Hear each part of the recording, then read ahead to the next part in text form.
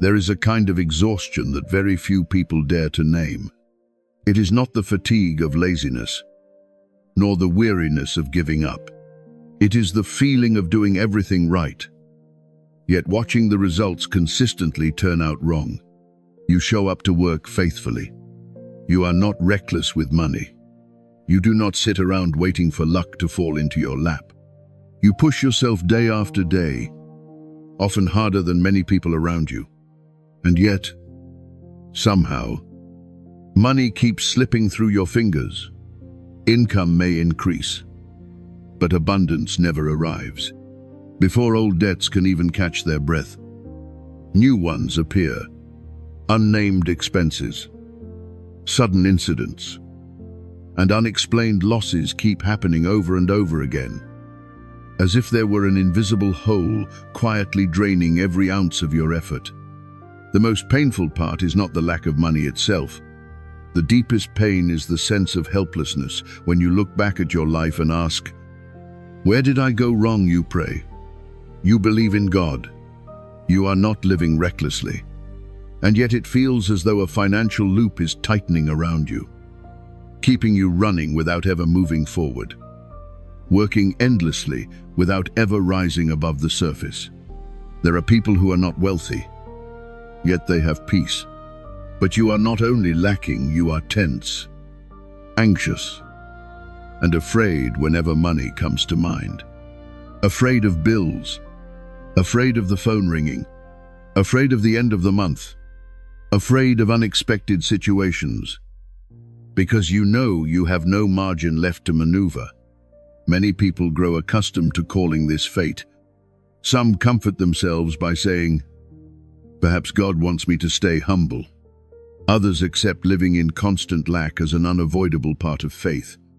But today, I want you to pause and think carefully. Does this truly come from God? Or are you living under a subtle form of financial bondage, hidden beneath the labels of effort, responsibility, and endurance? Scripture has never glorified prolonged lack as a sacred ideal. God does not delight in seeing his children crushed by anxiety, debt, and unrelenting pressure. There are forms of bondage that do not shackle the body, but imprison the mind. There are curses that are never shouted aloud, yet repeat endlessly in one's thoughts. I am never enough. I was born unlucky. Money is not for people like me. Even more dangerous are those who have lived inside this loop for so long that they no longer believe it can be broken. They stop expecting real change and settle for the hope that things might simply become a little less bad. If you are hearing these words and recognizing yourself in them, I want you to know something very important. You are not alone, and you have not been forgotten. The fact that you are here, listening, is not an accident. There are times when God does not immediately change circumstances, but instead awakens understanding first, so that you can see the issue is not merely about numbers, but about a deeper system operating behind your financial life. And when the root is touched, that cycle can indeed be shattered. There is a common misunderstanding within the Christian community that Scripture exists only to comfort people in poverty, to help them endure lack and survive under crushing circumstances. But if you read the Bible seriously, you will discover that God never compromises with systems that enslave his children, whether physical slavery or financial bondage. He does not merely wipe away tears, he breaks chains. He does not only give people endurance, he creates a way out. This is where we must realign how we view money, abundance, and the role of faith in our financial lives. Scripture does not deny the reality of lack, but it consistently reveals the spiritual causes behind it. In Deuteronomy, God clearly declares that he is the one who gives the power to create wealth, not for human boasting, but so that his covenant may be established on the earth. This means money is neither a master nor an enemy. It is a tool within a spiritual order. When that order is distorted, the flow becomes blocked, When the order is restored, abundance returns to its rightful place. The problem many people face is not that they are unwilling to work, but that they are working within a system that is not founded on the principles of God. They exhaust themselves by their own strength, yet lack divine guidance. They earn money through skill, but are missing the spiritual wisdom required to preserve it, steward it, and multiply it. Scripture describes this condition as laboring without satisfaction, sowing much but harvesting little, as placing wages into a bag with holes. This is not a random punishment. It is the symptom of an order that is operating incorrectly.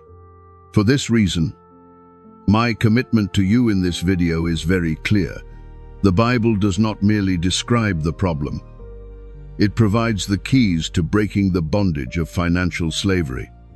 Yet those keys are not found in get-rich-quick formulas, nor in turning faith into superstition. They are found in a very practical union of faith and right action. Faith does not replace responsibility, and responsibility cannot function sustainably without faith. When these two come together, miracles begin to appear in a way that is orderly and consistent, not chaotic. There are stories in Scripture that, if read casually, may seem like nothing more than miracles meant to encourage the heart. But when you examine them closely, you discover that they are strategic blueprints for real life. God does not perform miracles merely to rescue a single moment. He teaches people how to operate so they do not return to the same destructive cycle. He does not desire his children to be rescued from crisis alone, but to step into a new system of living where lack no longer has authority.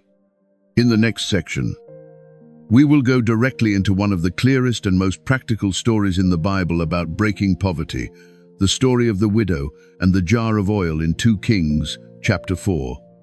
There, you will see that God does not cause money to fall from heaven.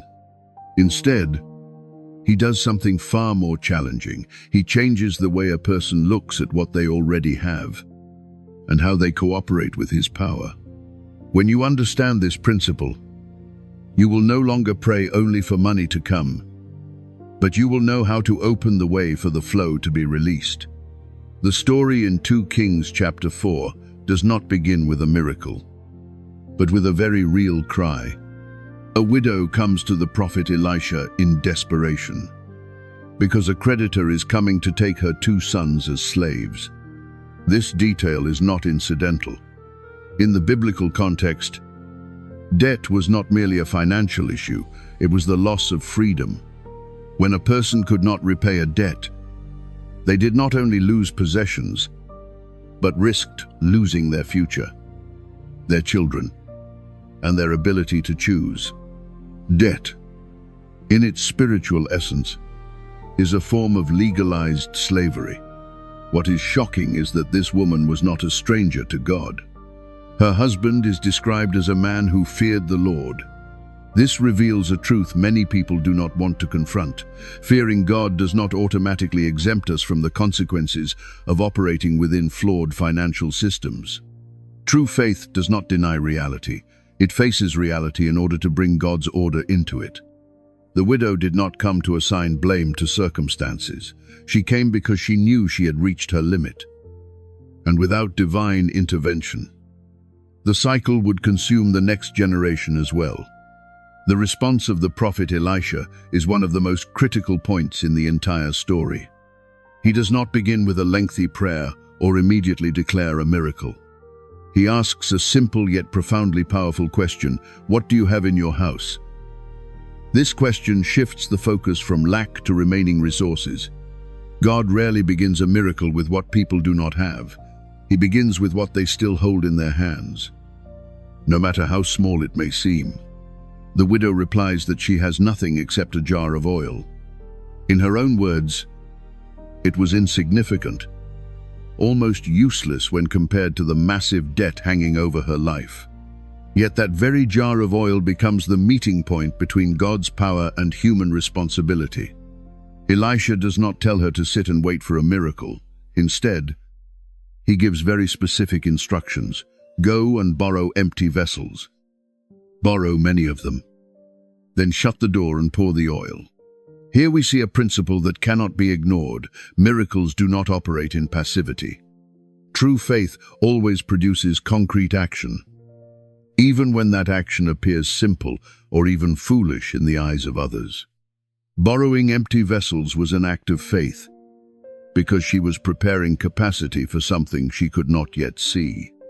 The oil began to flow not because the widow suddenly gained new resources, but because order had been established.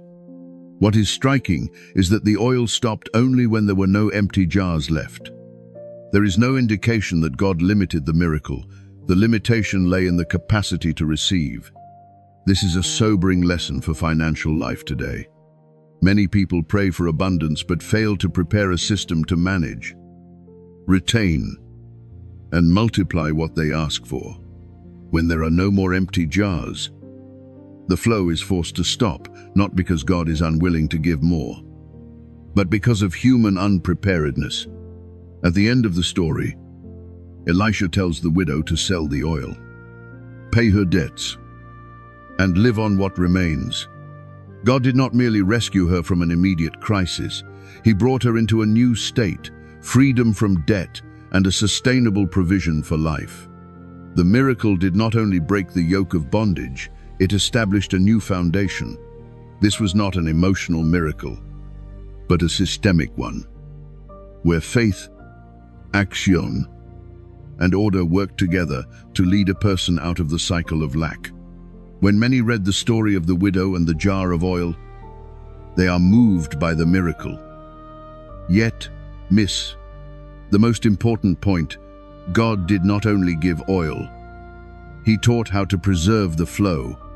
The miracle in 2 Kings 4 was not oil automatically turning into money, but a transformation from passivity to responsibility, from a victim mindset to the posture of a co-laborer with God. If we merely admire the story without applying its principles, we will continue praying for what we are not yet ready to receive.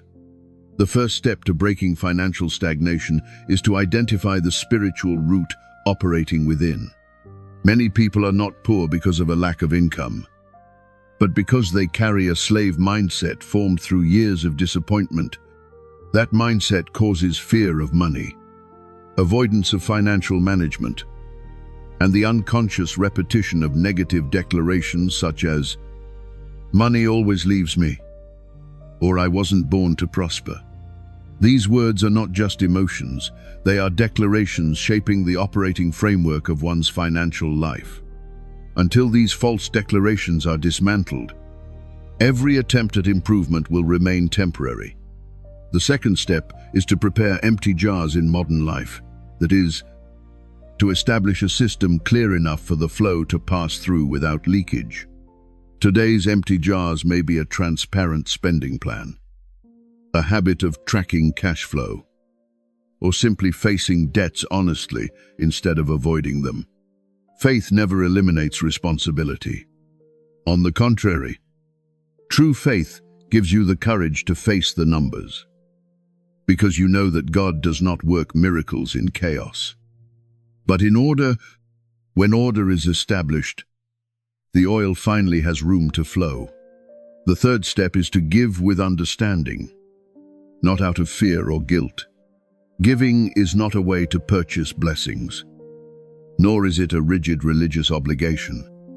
It is a spiritual declaration that money does not rule your life.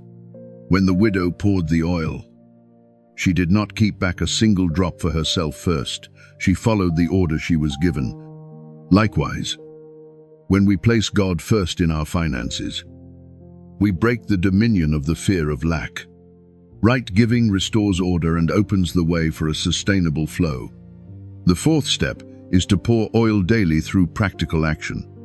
The oil would not have flowed if the widow had not poured it.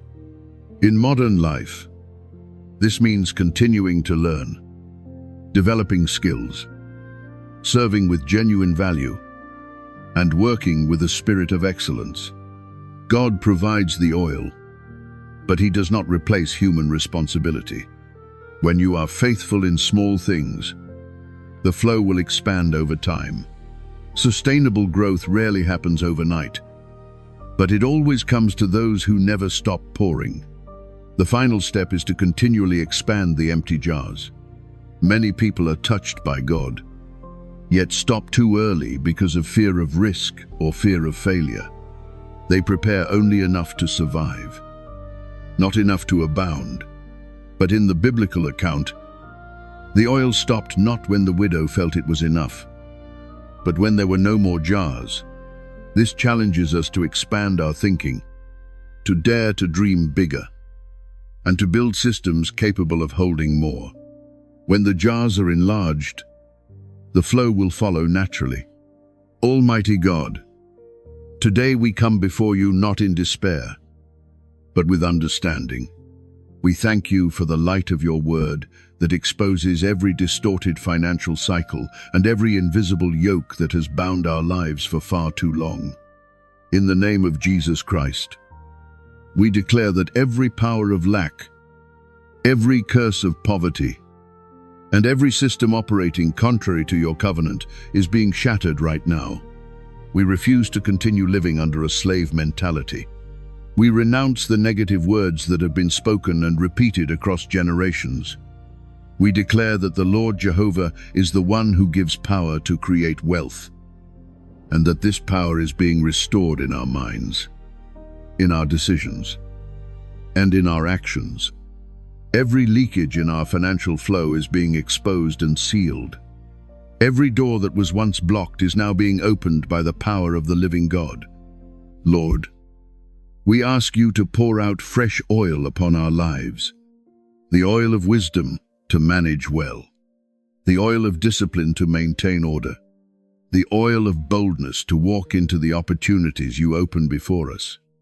We are not asking merely for temporary miracles, but for lasting transformation, where our financial lives reflect the true order of your kingdom.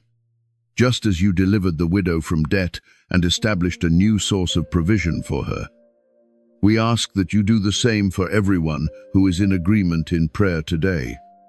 We proclaim freedom. We proclaim rightful abundance. We proclaim a flow that is no longer obstructed. From this day forward, we step out of the old cycle and into a new order. We will not merely survive, but we will live as a testimony that when God leads, no yoke of bondage can endure. All these things we offer up and receive in the powerful name of Jesus Christ. Amen.